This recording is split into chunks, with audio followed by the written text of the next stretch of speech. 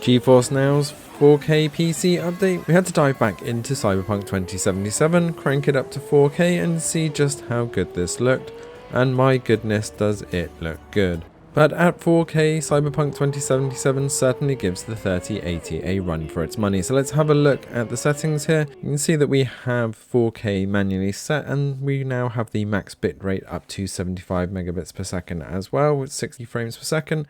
And thanks to the update, we also have the FPS in game now, although I still have the Steam overlay in the top left just to verify. Looking at the settings here, let's dial everything up to pretty much the max, ultra settings and quality DLSS, and see what happens.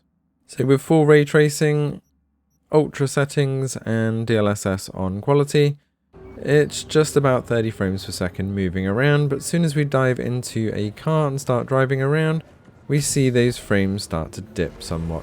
So without DLSS at all, we were looking at 20 frames per second roughly. On quality, it was definitely not worth it, around 30 frames per second moving around. But on performance, even on ultra settings, we do see frames up to the 50s and 60s. So this is the power of DLSS. Having those performance settings makes a huge difference. So you can now run around on ultra settings with that performance mode, although that did seem to introduce a bit of input latency. So let's drop it down to medium settings with performance, and now things look a lot smoother, and I mean a lot smoother. The input latency is now gone, and we're holding a much more steady 60 frames per second. It's not solid 60 frames per second, and when we get out and start running around, that does dip into the 50s, but it's much more stable. So DLSS on performance here at 4K is definitely required, and we're going to need to look into dropping some of those other settings down slightly if you want a steady 60 frames per second.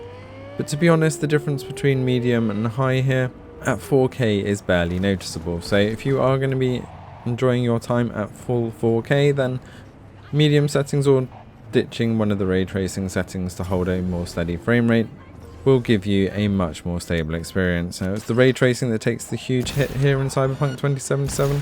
As you can see, with all that enabled and in combat, we're dipping into the 40s, but it still looks absolutely gorgeous. That's the joy of GeForce Now. You can tweak these settings to your playstyle. So if you want ray tracing, then you can dip those settings down to medium and make sure DLSS is on performance.